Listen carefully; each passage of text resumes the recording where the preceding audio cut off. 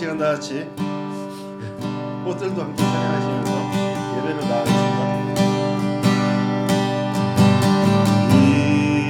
이곳에 생명샘 솟아나 눈물을 지나갈 때에 오잖아 열매 맺히고 웃음소리 넘쳐나리라.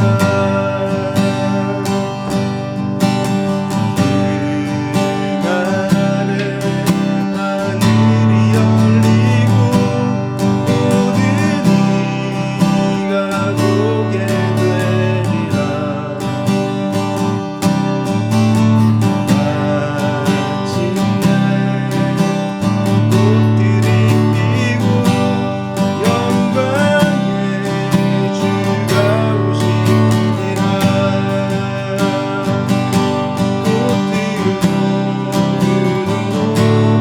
바람도 넓은 바다로 찬양하라 찬양하라 예수를.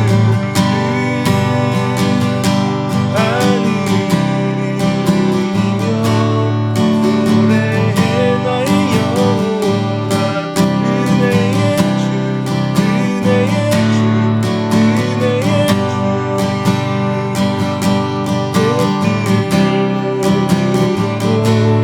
바람도 넓은 바다로 찬양하라 찬양하라 예수를.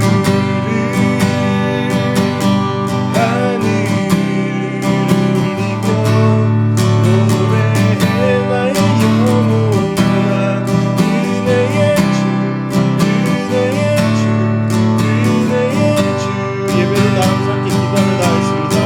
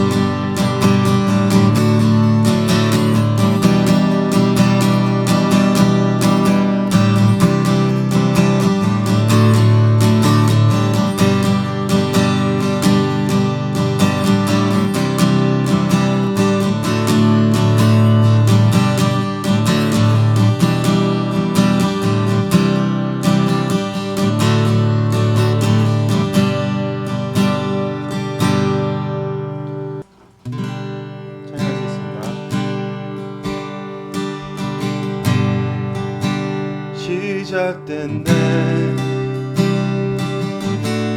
우리 주님의 능력이 나의 삶을 다스리고 새롭게 하네. 자유하네. 죄와 사망으로부터 나의 삶은 변하구나. 충만하네. 시작됐네. 우리 주님의 능력이 나의 삶을 다스리고 새롭게 하네. 자유하네. 죄와 사망으로부터 나의 삶은 변하구나. 충만하네. 은혜로다 주의 은혜. 한량없는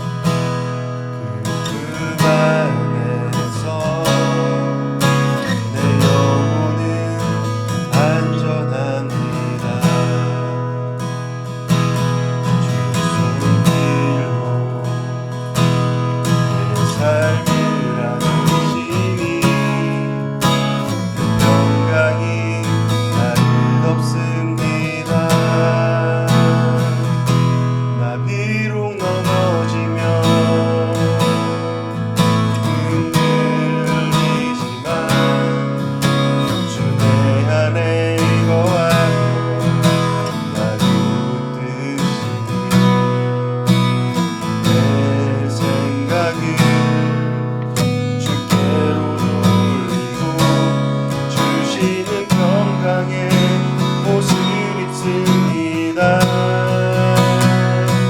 주 약속 안에서 내 영혼 평안해.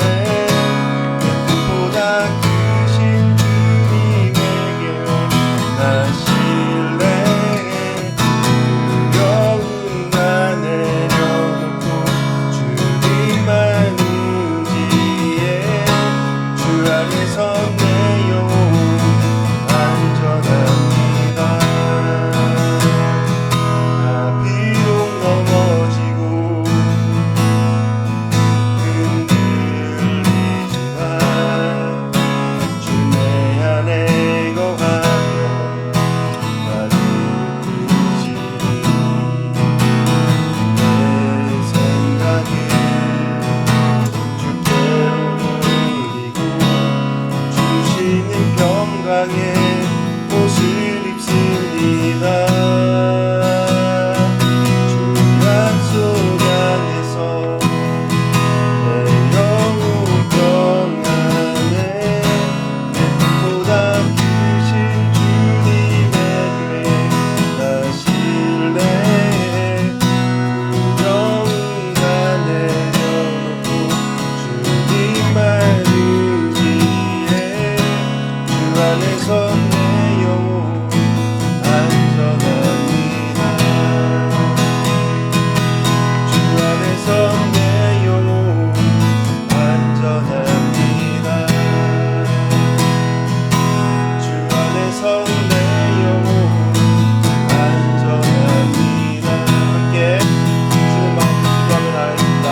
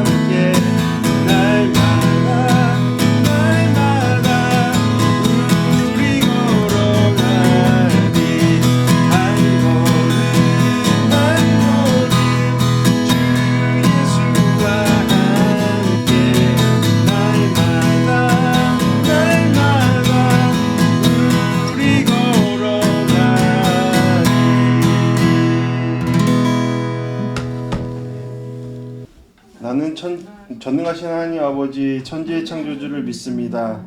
나는 그의 유일하신 아들 우리 주 예수 그리스도를 믿습니다. 그는 성령으로 잉태되어 동정녀 마리아에게서 나시고 본디오 빌라도에게 고난을 받아 십자가에 못 박혀 죽으시고 장사된 지 사흘 만에 죽은 자 가운데서 다시 살아나셨으며 하늘에 오르시어 전능하신 아버지 우편에 앉아 계시다가 거기로부터 살아있는 자와 죽은 자를 심판하러 오십니다. 나는 성령을 믿으며 거룩한 공교회와 성도의 교제와 죄를 용서받는 것과 몸의 부활과 영생을 믿습니다. 아멘. 아멘. 우리 말씀 보시겠습니다. 말씀은 누가복음 24장 8절에서 12절까지 말씀. 사실이라면 이런 것이 사실이라면 제목으로 말씀 나누도록 하겠는데 함께 읽겠습니다. 제가 읽어갈게요. 여인들은 예수의 말씀을 기억했습니다.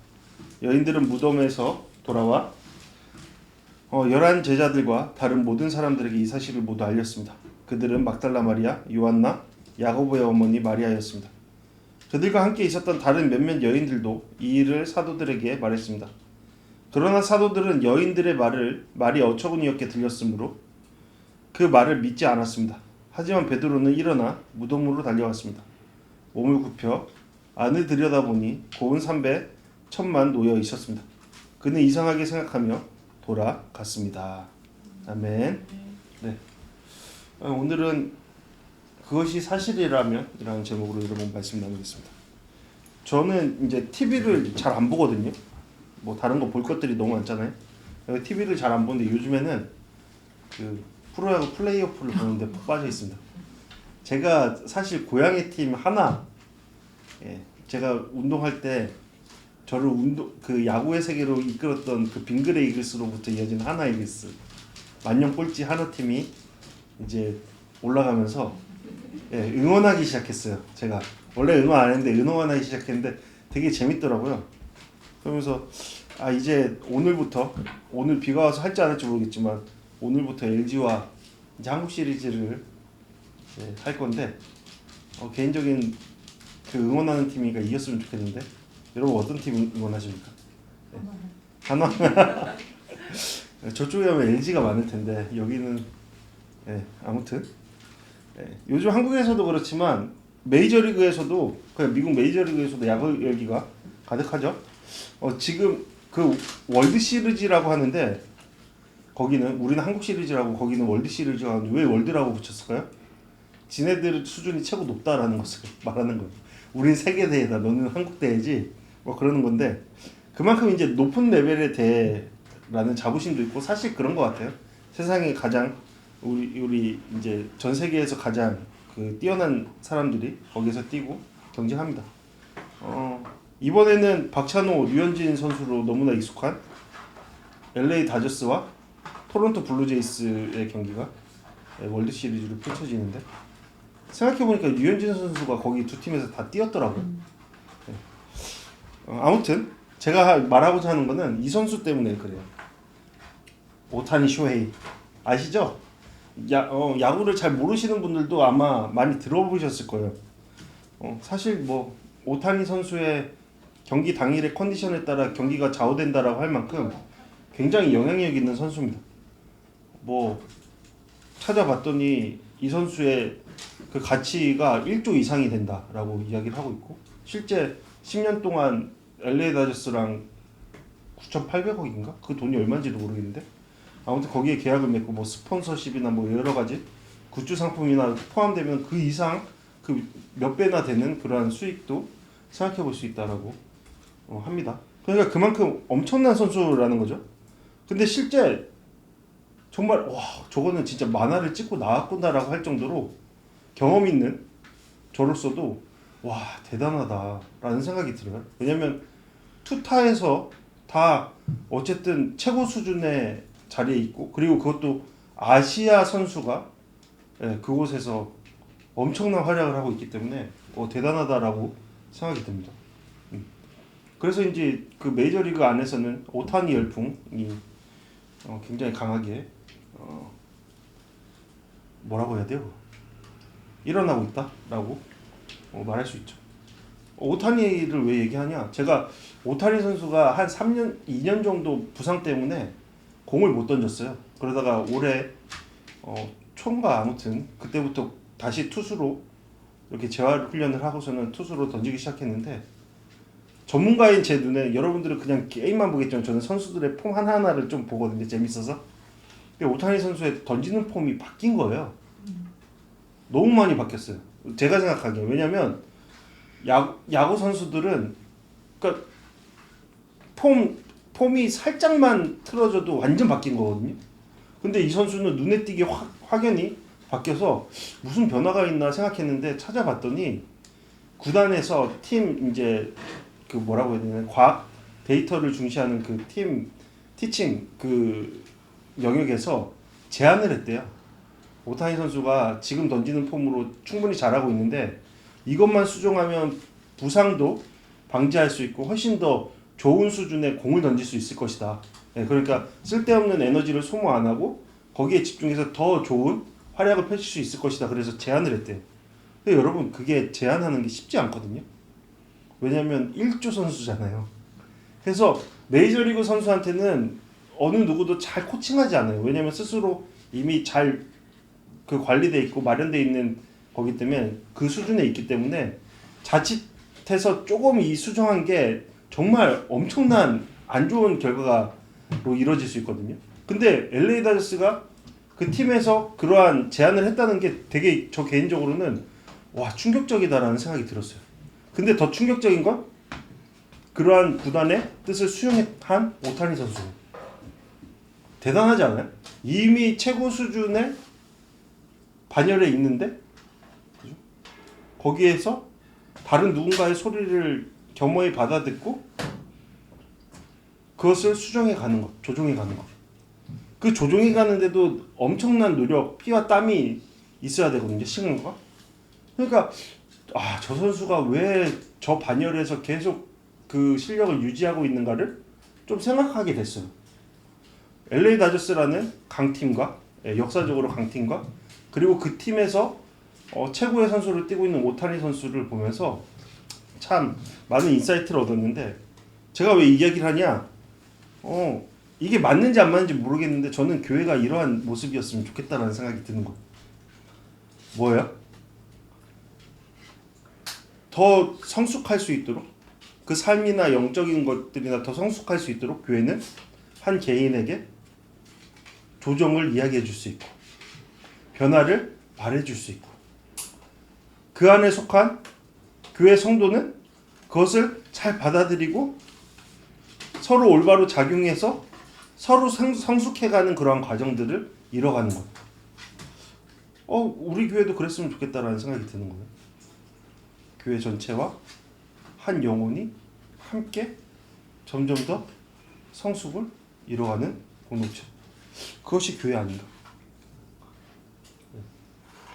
그래서인지 바울도 빌립보 교회에 이런 이야기를 했어요. 무엇을 하든지 이기심이나 허영심으로 하지 말고 서로 어떤 마음으로요?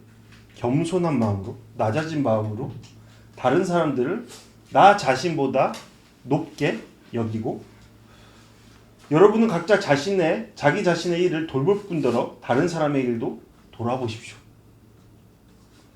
여러분 안에 이 마음을 품으십시오. 이것은 그리스도 예수 안에 있는 마음이기도 합니다. 이 말씀이 뭐예요? 우리가 목표로 하는 건 뭐예요? 예수 그리스도의 마음을 닮아가는 것. 그 삶을 닮아가는 것. 한 개인이.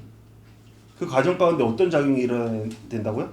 서로 겸손히 마음을 열고 서로를 위해 격려하고 때로는 위로하고 때로는 권면하면서 서로가 그 목표를 향해 나아가야 한다. 그것이 교회의 참된 모습이다라고 이야기하고 있는 거죠. 멋있는 것 같아요. 저는 우리 교회가 이러한 모습이었으면 좋겠어요. 서로가 각자 도생하는 게 아니라 서로 함께 손을 잡고 각자의 독특함을 위해 서로의 각자의 다양성을 함께 조화롭게 펼쳐가면서 나아가는 것. 그래서 하나의 꽃밭을 이루는 것, 우리식으로 말하면 그것을 원합니다. 우리 잘 가고 있는 걸까요? 저는 문득 어제 설교를 준비하면서 이런 생각에 한참 설교를 잊지 못했습니다. 잘 가고 있는 걸까요? 잘 가고 있나요? 분명한 것은 이것을 위해서 주님께서는 이전에도 오늘도 그리고 이후에도 계속 일하신다라는 것이죠. 주님이 우리 교회, 우리 들꽃교회를 향해 일하고 계십니다. 그것이 참된 위로요 능력임을 믿습니다. 오늘 말씀을 보기 전에 지난 시간에 이야기를 좀 생각해 보려 해요. 지난 시간 우리 예수님의 무덤 밖과 안에서의 여제자들의 모습을 봤어요. 예수님께서는 십자가에 돌아가신 후에 예수님께서 십자가에 못 박혀 돌아가신 후에 여제자들은 깊은 슬픔에 빠져 있었죠. 그런데 그러던 중에 그들의 눈을 사로잡는 일이 있었어요. 그것은 유대인들 중에 선생이라고 불리던 두 사람, 아리마대 요셉과 니고데모가 용기를 내어서 그들의 신실함을 나타내 보이는 거였어요. 어떤 신실함이었죠? 이 두 사람은 앞으로 유대사에 어떤 취급을 받든 상관하지 않는 듯이 마치 그동안 자신들이 누려왔던 기득권을 과감히 포기할 수도 있는 상황도 전혀 고려하지 않는 듯이 공개적으로 빌라도에게 가서 예수님의 시신을 요구합니다. 이거 대단한 일이에요, 그죠? 예, 가서 요구합니다. 그리고 그 시신을 정성스레 모셔서 그들이 마련한 새 무덤에 예수님을 안치합니다. 예, 굉장히 당시로서는 값비싼 무덤이었어요. 거기에 자신들의 헌신과 물질을 들여서 예수님 모신 것이죠. 이러한 모습이 어떻게 이 여인들에게 영향이 되었을까요? 그건 잘 모르겠어요.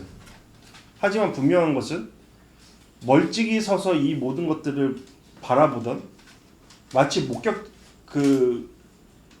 목격자처럼 단순히 밖에서 그것을 바라보던 이 여인들의 발걸음을 옮기기 시작했다는 건 분명한 것 같아요. 이 여인들이 움직이기 시작했죠. 그래서 안식일을 보내는 어떻게 했어요? 새벽에 일찍 일어나서 같이 모여서 함께 향품을 갖고 예수님의 시신에 바르기 위해서 그것을 갖고 무덤으로 갔습니다. 그러니까 앞선 이 두 사람의 나아감은 뭐예요? 이 여인들의 멀리 섬을 좀 더 가까이 나아갈 수 있도록 가는 원동력이 되었던 것이죠.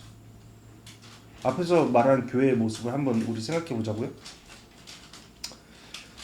여인들은 이제 앞으로 어떤 일이 벌어질지 모르고 그냥 그렇게 움직였어요. 어떻게 알 수 있었을까? 모르죠?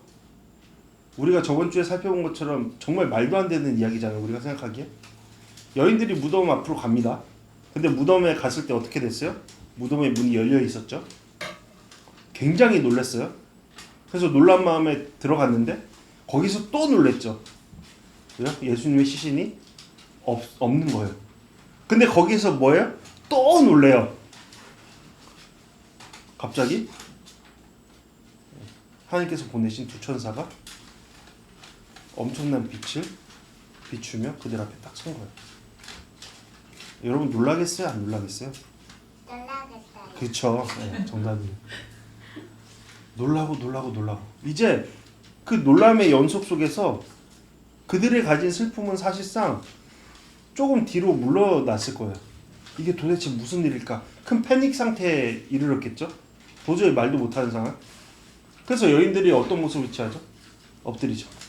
네, 너무 놀라서 땅에 엎드립니다. 그럴 때 여기에서 중요한 게 뭐였어요? 두 천사의 말이었어요. 두 천사가 뭐라죠? 너희들은 왜 살아계신 분을 죽은 사람들 찾듯이 찾고 있느냐? 그분은 살아나셨다 라는 선포와 함께 뭐라고 해요? 기억해라. 무엇을요?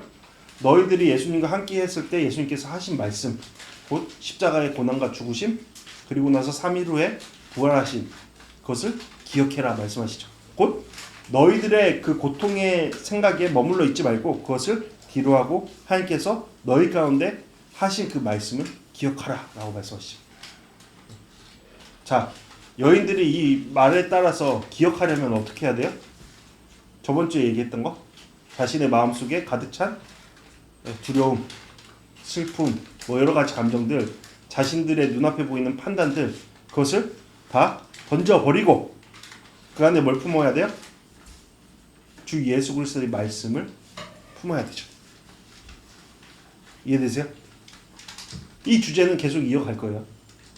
어떻게 해야 된다고요? 내 마음에 가득 찬 나의 온통 생각을 가득 채우고 있는 이러한 생각을 던져버리고 그것을 쏟아버리고 그 안에 뭘 채워야 돼요? 하나님의 말씀이요. 예수님의 말씀이 확정된 사실인 예수님의 말씀. 여러분 여인들은 어떻게 했나요? 오늘 본문 말씀을 이제 이어져 가는데 네, 여인들은 천사의 말을 듣죠.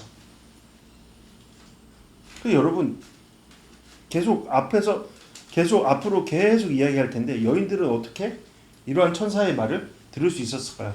말이 안 되는 상황이잖아요. 네, 그죠? 말이 안 되는 상황이잖아요. 우리 솔직해지자고.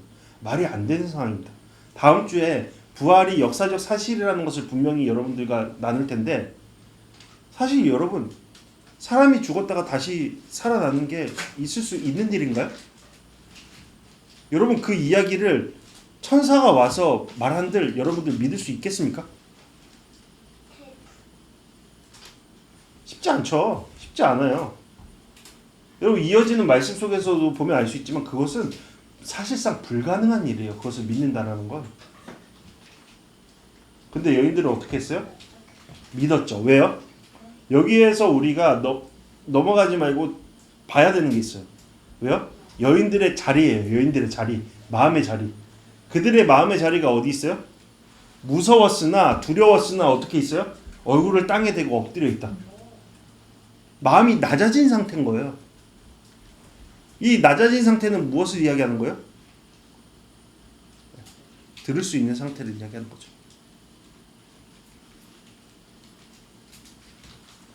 여인들은 결국에는 이 말을 듣습니다. 그래서 어떻게 해요? 예수님께서 하신 말씀을 기억하기 시작해요. 여러분 이게 계속 이야기하지만 쉽지 않아요. 그죠? 온통 내 생각으로 가득 차 있고 내 마음속에 무엇인가에 대해서 가득 차 있는데 이것을 흘러보내고 기억하라라는 말씀에 따라서 기억하기 시작함으로 이전에 하셨던 주님의 말씀을 다시 담는 것. 그들이 눈앞에 보고 있고 느끼는 바를 뒤로하고 그것을 선택하는 거 쉽지 않습니다. 하지만 여인들은 그것을 선택했죠. 결정했죠. 그러므로 어떻게 돼요? 변화되기 시작합니다. 어떤 변화가 일어나요? 무덤에서 돌아가게 됩니다. 죽음에서 돌아와 절망에서 돌아와 이제 소망을 품고 나아갑니다. 그런데 이 여인들이 그 소망을 품고 어디를 향해 가죠? 이것도 굉장히 중요한 메시지 중에 하나라고 생각해요. 어디를 향해 가죠? 가룟 유다를 제외한 11제자와 다른 모든 사람들, 그러니까 예수님을 따랐던 다른 모든 사람들이 있던 공동체, 우리가 흔히 말하는 예수 그리스도를 중심으로 마련된 교회 공동체로 들어갑니다. 그래서 그 안에서 뭐래요? 자신들이 경험한 사실을 고스란히 그들에게 전하죠.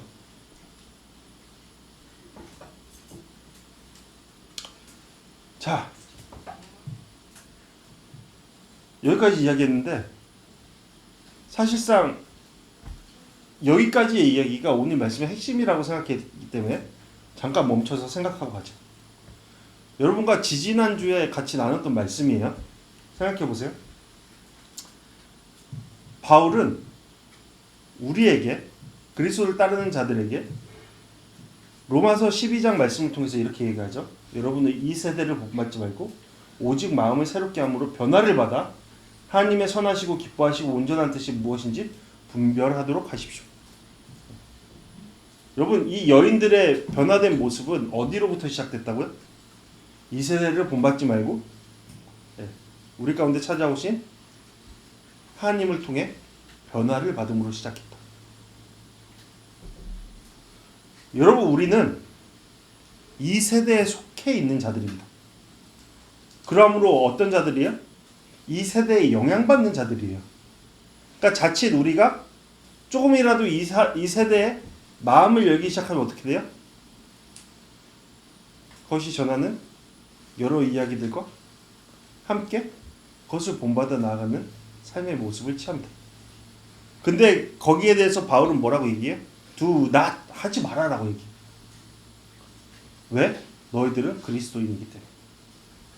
너희들의 삶의 모습은 어떻게 해야 된다는 거예요? 여기 수동태죠? 예, 영어 시간 아니니까. 변화를 받는 삶으로 나아가야 된다는 거예요. 여기서 주체가 누구예요? 변화를 하는 나인가요? 아니죠. 우리에게 변화를 말씀하시는 하나님의 뜻, 선하신 인도하심에 따라 나아가는 거야. 변화를 받아가면서요. 주체가 누구라고요? 하나님이시죠. 그렇다면 반대로 여기에서의 주체는 누구예요? 여기서 주체요. 여기서도 동일하게 수동태잖아요. 주체가 누구예요? 세상이죠. 그리고 그 세상의 중심이라고 말하는 나죠. 그러니까 이 바울의 이 말은 무엇을 내포하고 있는 거예요? 우리는 우리의 마음으로부터 시작되는 존재들이 아니라 외적인 어떠한 이끌림을 통해서 나아가는 존재들이다라는 것을 내포하고 있는 거예요.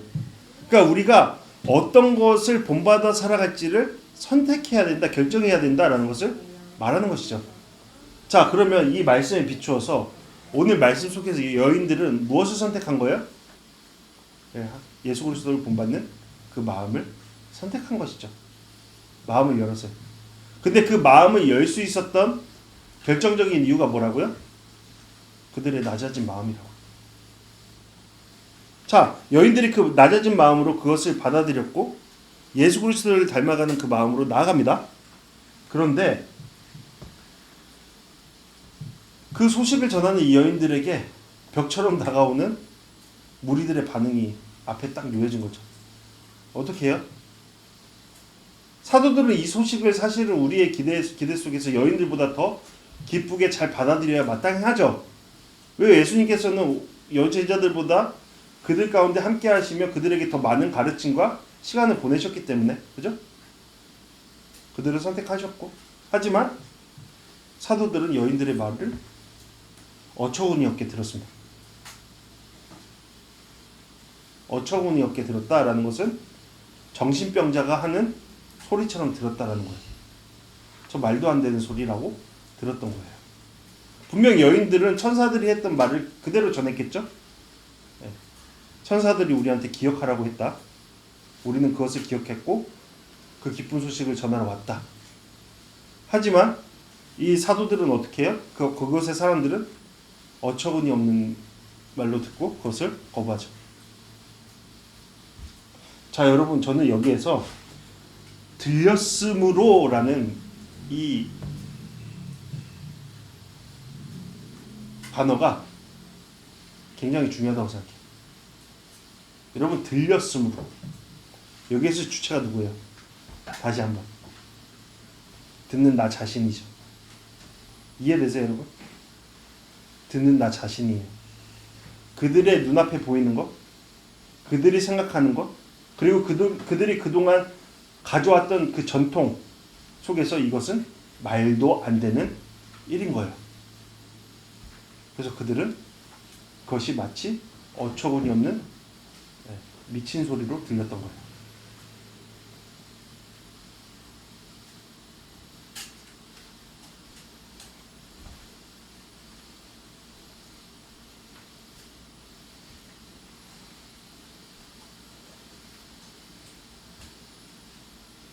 그런데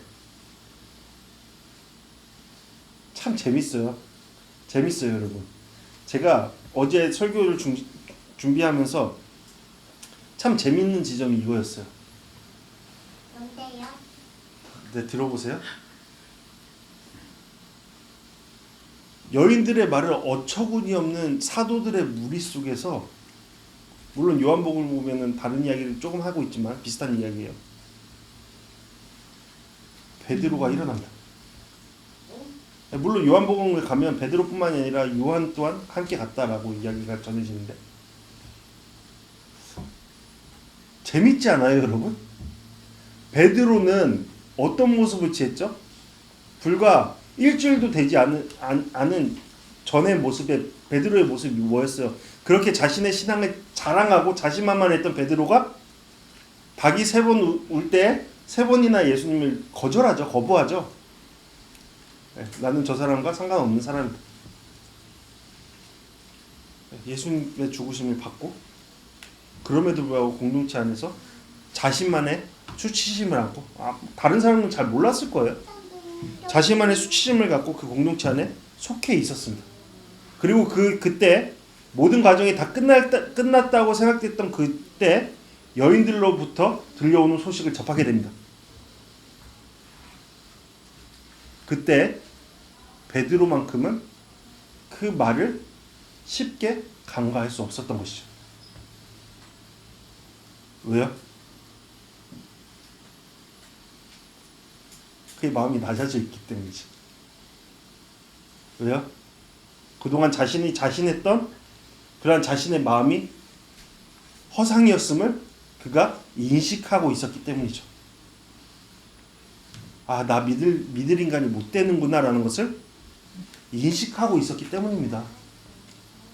그래서 베드로만큼은 거기에서 일어나서 무덤을 향해 달려가죠. 확인하기 위해서. 알기 위해서. 물론 베드로가 여인들의 모든 말을 다 믿고 간 것은 아니었을 거예요. 왜죠? 베드로는 어떻게든 그 안에서 정말 그것이 사실인지를 살펴보기 위해 곳곳을 막 살펴봤기 때문이죠. 그럼에도 불구하고 베드로는 다른 사도들과 달리 달려갑니다. 네, 겸손해진 마음 덕분에요. 낮아진 마음 덕분에요. 이런 마음을 누가 만드셨을까? 베드로 스스로 만들었을까? 아니죠. 하나님께서 그 모든 과정 또한 역사하신 것이죠. 베드로 자신의 연약함을 보게 하시고 그 연약함 속에 찾아온 주님의 말씀을 듣게 하시고 연약함 속에 자신이 아닌 하나님의 말씀에 따라 움직일 수 있는 과정으로 인도하신 거죠. 그러므로 고로 이 모든 과정의 역사의 주체는 누구세요? 하나님이신 거죠. 하나님께서 일하시고 모든 이 과정 가운데 은혜를 베푸시고 역사하심을 통해서 베드로라는 사람을 준비시켜 주신 거죠. 들을 수 있는 마음과 따를 수 있는 순종의 마음을.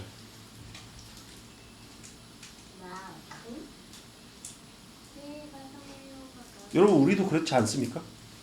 여러분들 각자가 하나님을 믿기 위해 애써서 그 믿음을 가졌나요?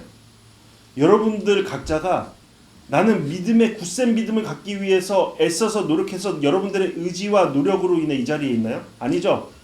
하나님께서 여러분들을 다루심으로 여러분들을 만지심으로 여러분들의 삶을 조종해 나가심으로 인도하셔서 이 자리에 있는 거죠.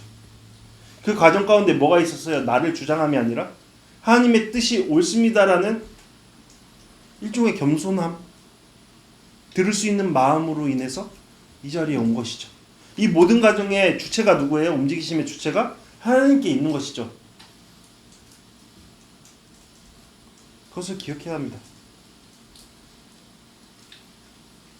은혜 위에 은혜죠. 계속된 은혜죠. 이 말씀은 뭐예요? 베드로뿐만이 아니라 하나님께서 택하신 우리 가운데 하나님께서 계속 은혜를 베푸신다. 어떤 은혜요? 선한 길로 나아갈 수 있도록 인도하시는 은혜. 우리의 삶이 주님의 계획 속에 나아갈 수 있도록 인도하시는 은혜.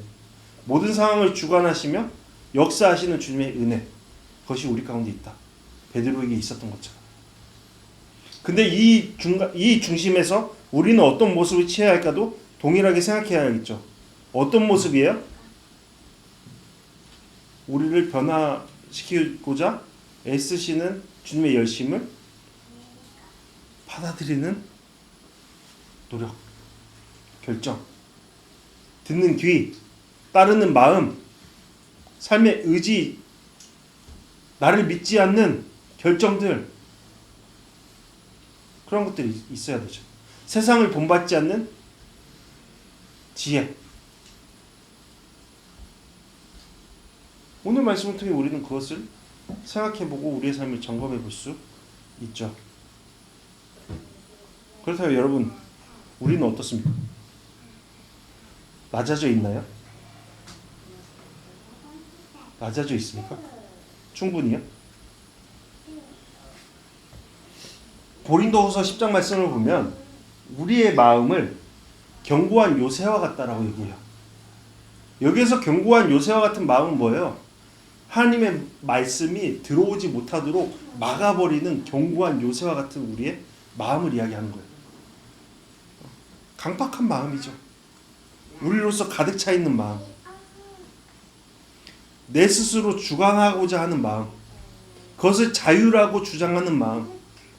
내 삶이라고 말하는 끊임없는 주장함들. 견고한 요새. 근데 바울은 그러한 견고한 요새를 뭐가 무너뜨린다라고 이야기하고 있어요? 하나님의 능력이 무너뜨린다라고 이야기하고 있죠.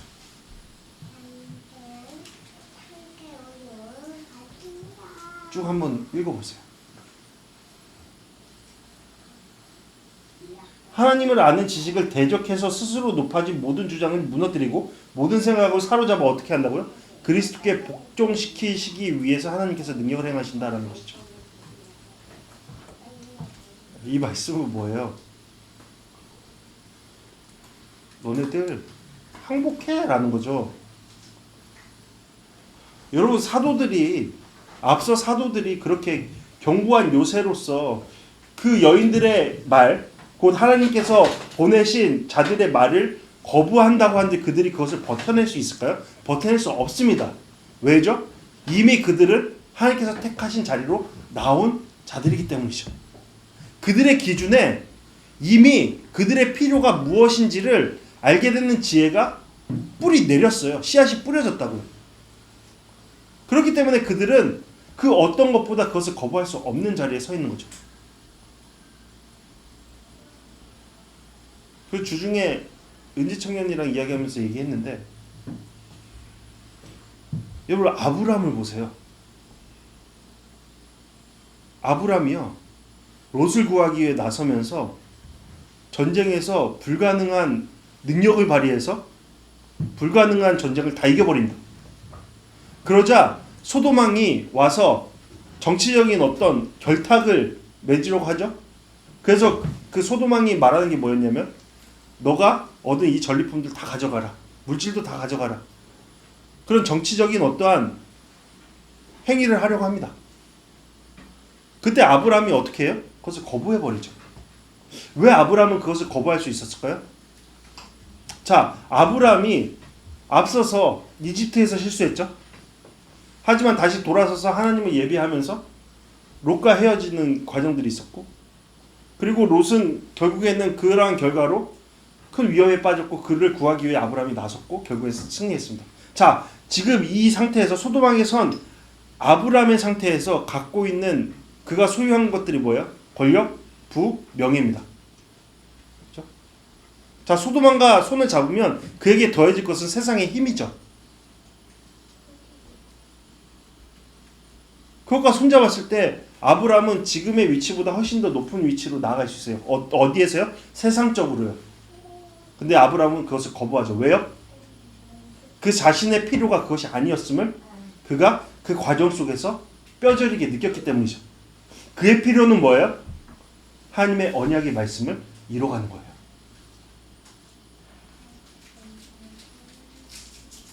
그것이 주 예수 그리스도를 품은 우리의 마음 가운데 있는 거예요. 그러니까 우리는 이길 수 없어요. 이길 수 없는 싸움에 이미 도달했어요. 우리는 우리 마음대로 살 수 없는 자들입니다. 우리 마음대로 주장하면서 살 수 없어요. 왜요? 우리의 마음 한켠에 뿌려진 주님의 씨앗, 은혜의 씨앗이 우리를 그렇게 나아가도록 하지 않거든요. 오히려 바보와 같은 예수 그리스도의 모습대로 우리 또한 바보의 결정들을 하면서 나아갈 수 있도록 이끄시는 게 주님의 능력 행하심이거든요. 그러니까 우리는 사실상 우리의 지혜는 어디에서 발현되는 거예요? 세상의 기준이 아니라 세상이 바보라고 말하는 그 선택들, 예수 그리스도를 따르는 선택들을 통해서 나아가는 거예요. 그것이 지혜입니다. 그것을 해나가야 되죠. 근데 그것을 이루는 게 뭐라고요? 하나님의 능력이 그것을 이루신다는 거죠. 우리의 애씀과 우리의 노력이 아니라 하나님께서 그것을 이뤄가신다는 거예요. 그렇다면 우리가 애쓰고 노력해야 될 부분이 뭐예요? 하나님의 능력이 임하는 그 자리에 우리의 마음을 여는 겁니다. 우리의 견고한 이 요새와 같은 것들을 무너뜨리시는데 그것을 허용하는 거예요. 주님, 제 마음을 무너뜨려 주십시오. 주님을 향해 거절하는 그 마음들, 하나님을 아는 삶의 방식으로 나아가는 그 삶을 거절하는 이 마음의 것들을 철저히 부셔주십시오 라고 고백하는 거예요. 그것이 우리가 애써야 될 지점입니다. 여러분, 이 부분에 있어서 마르다의 이야기는 참 좋은 예가 될 것 같아요. 요한복음 말씀 우리 주중에 또 묵상하고 있잖아요. 요한복음 11장 말씀은 나사로의 부활 이야기가 계속 전해지죠. 자, 여러분, 예수님께서 사랑하시던 제자 나사로가 죽습니다. 예수님께 이 소식은 이미 전해졌죠. 하지만 예수님은 그 소식을 전해 듣고 나서 곧장 나사로의 집으로 향하지 않으십니다. 거의 죽은 지 4일이 흘러서, 완전히 죽은 지 4일이 흘러서 장사할 때 예수님께서 찾아가시죠. 자, 그때 마르다가 예수님께 나옵니다. 그러면서 말하죠. 주여, 주께서 여기 계셨더라면 오빠가 죽지 않았을 겁니다. 그녀의 판단으로 예수님께서 지금 부재하심을 통해서 이 큰 고통에 휩싸이게 되었다라는 것을 말하는 것이죠. 마르다의 판단으로요. 근데 이어지는 말씀은 뭐라고 얘기해요? 그럼에도 불구하고 지금이라도 주님께서 오셨기 때문에 주님께서 구하시는 것을 무엇이든 하나님께서 다 이루실 줄 믿습니다. 저는 알고 있습니다. 라고 고백하죠. 여러분, 대단한 믿음으로 보여지지 않나요? 지금 이러한 상황에 처했지만 그럼에도 불구하고 주 예수 그리스도와 하나님께서 이 모든 것들을 전복시켜 주실 줄을 믿습니다. 제가 알고 있습니다. 라고 고백하죠. 네, 믿음이죠. 대단한 믿음이죠. 대단한 믿음입니다. 압니다. 여기서 안다라는 것은요, 부분적으로 의심하고 안다라는 게 아니라 확고한 사실에 기반을 둔 완전한 믿음을 얘기하는 겁니다. 그러니까 마르다는 여기서 뭘 말하는 거야? 나 그런 믿음 확실히 있어요. 알고 있어요. 그 얘기를 하는 거죠.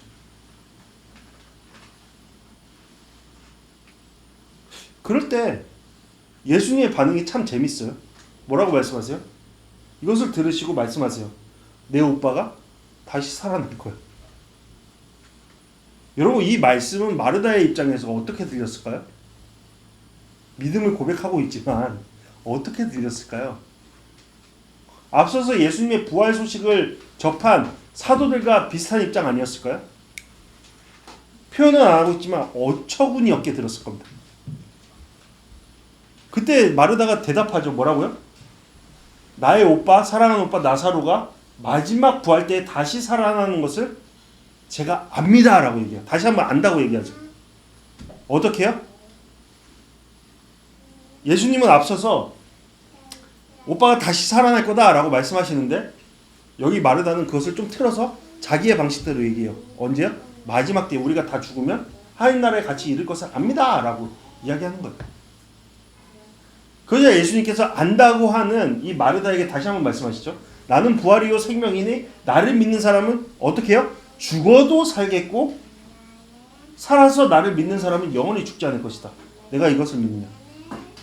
그러니까 육체적인 죽음은 죽음이 아니라는 말씀이에요. 너 오빠 나사로가 나를 믿었기 때문에 너의 눈에는 죽었다라고 여겨지지만 죽지 않았어. 너희들은 이제 죽을 존재가 아니야. 영원한 존재야 라는 것을 말씀하시는 거죠.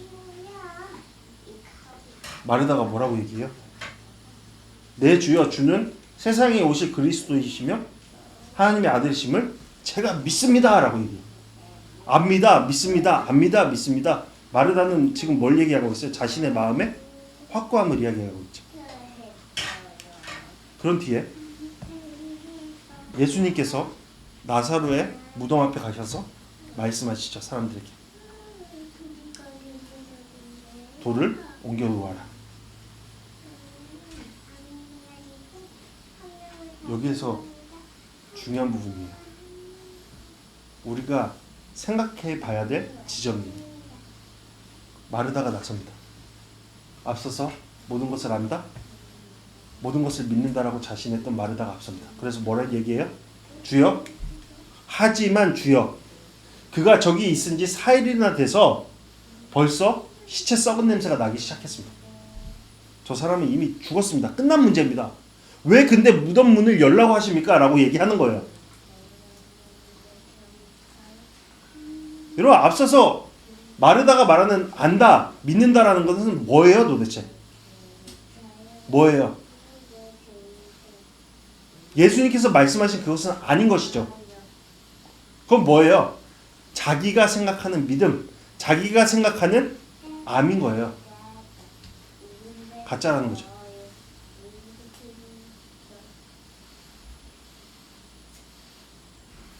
여러분, 여기에서 우리가 알아야 될 것은 자칫 우리의 확신이 예수 그리스도께서 말씀하시는 그 말씀을 막아버리는 장애, 돌덩이가 될 수 있다는 거예요. 그렇다면 우리는 뭘 해야 돼요? 돌을 옮겨야죠. 나의 생각에 깊이 빠져있는 그 돌을 옮겨야죠. 내가 말하고 있고 내가 안다고 말하고 내가 믿는다고 말하는 그것을 옮겨야죠. 오늘 말씀 속에서 여인들을 옮겼잖아요. 그래서 변화할 수 있었잖아요. 베드로도 옮겼잖아요. 그래서 나아갈 수 있었잖아요. 그렇다면 우리는 어떻습니까? 여전히 마르다와 같이 내가 내 삶의 전문가예요. 제가 다 알아요. 모든 것을 알아요. 주님 말씀하시죠. 저 그거 알고 있었어요. 믿어. 제가 다 믿고 있었어요. 정말 알고 있습니까? 정말 믿고 있습니까? 그러한 신념조차도 돌을 옮기고 주님을 바라보는 우리의 마음이 되어야 되죠. 팀켈러 목사님이 이런 말을 하셨어요. 7살짜리 아이가 세계 최고 수준의 물리학자의 수학 계산을 반박할 수 없는 것은 당연하다. 그런데 우리는 하나님이 세상을 어떻게 다스리는지를 반박하려 든다. 말이 되는가? 말이 됩니까? 말이 돼요? 여러분, 우리는 세상을 다 알 수 있어요? 우리의 삶의 앞으로의 상황들을 모든 것들을 다 예측할 수 있어요? 다 알 수 있습니까? 우리 하나님인가요? 우리가 알 수 있는 건 뭐예요? 하나님께서 조명하시는 그 앞에 일들, 하나님께서 순종하라고 말씀하시는 그런 앞에 일들밖에 할 수 없는 거예요. 고로 우리는 뭘 할 수밖에 없는 거예요. 돌덩이를 치우고 하나님을 바라보는 그 시선, 그것만 우리가 할 수 있는 거죠. 그 음성을 듣는 것, 한 걸음씩 나아가는 것. 비록 연약하지만 그렇게 살아가는 것이죠. 비록 베드로와 같이 우리는 넘어지고 쓰러지고 연약한 모습을 취하지만 그럼에도 불구하고 나를 믿지 않고 겸손한 마음으로 문을 열고 주님께서 원하시는 길로 한 걸음씩 나아가는 거죠.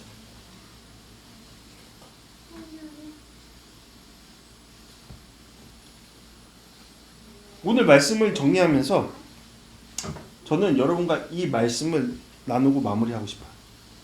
요한복음 15장 16절 말씀. 너희가 나를 택한 것이 아니라 내가 너희를 택해 세운 것이다. 뭐라고요? 너네가 나를 택해서 이 자리에 온 게 아니라 내가 너희들을 택해서 불러서 이 자리에 왔어. 그것은 너희가 가서 열매를 맺어 그 열매가 계속 남게 있어 하려는 거야. 나한테는 목적이 있어서 너희들을 불러 세웠어.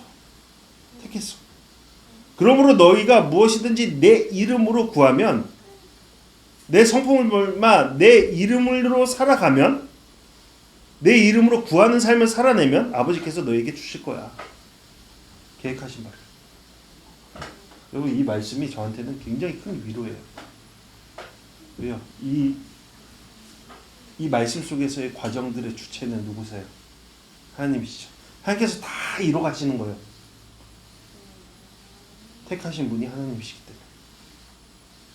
그러니까 제가 하고자 하는 말은, 결론은 이거예요. 여러분, 단정 짓지 말라고요.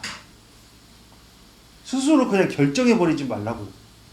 나의 오래된 경험, 내가 보고 있는 이 현실, 내가 듣고 있는 그러한 정보들 다 아니에요.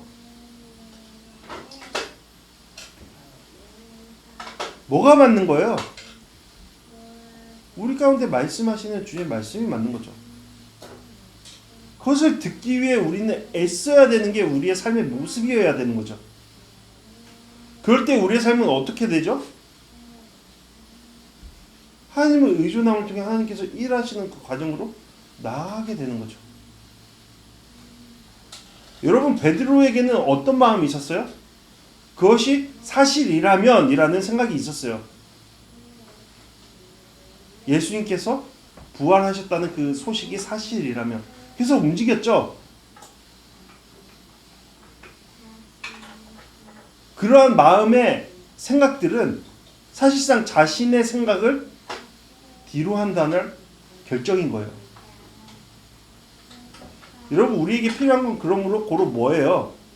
우리를 택하신 분이 우리를 세워가실 것이다. 깨트리시고 어루만지시고 다져가시면서 우리를 인도해 가실 것이다. 그것에 대한 확고한 믿음이죠.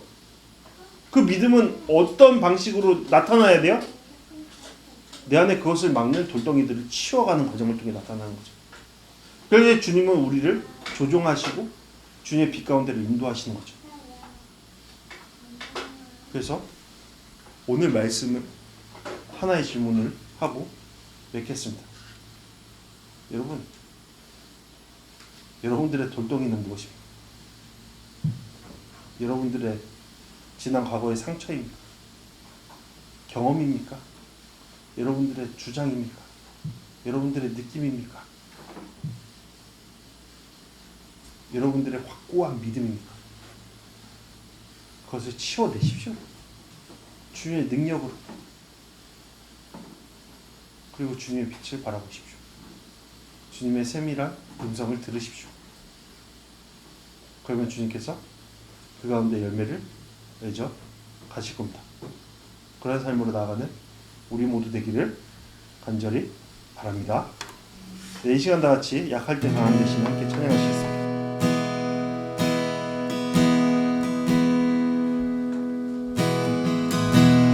약할 때 강한 대신에 나의 보배가 되신 주 나의 모든 것 주 안에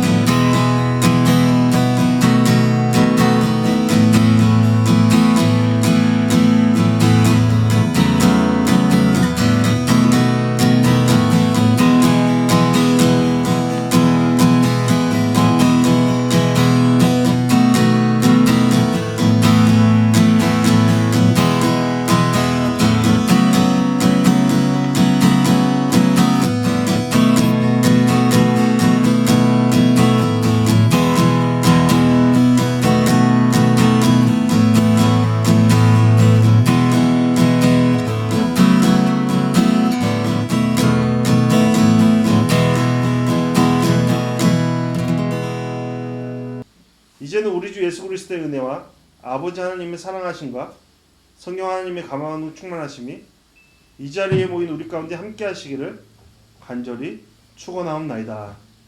아멘.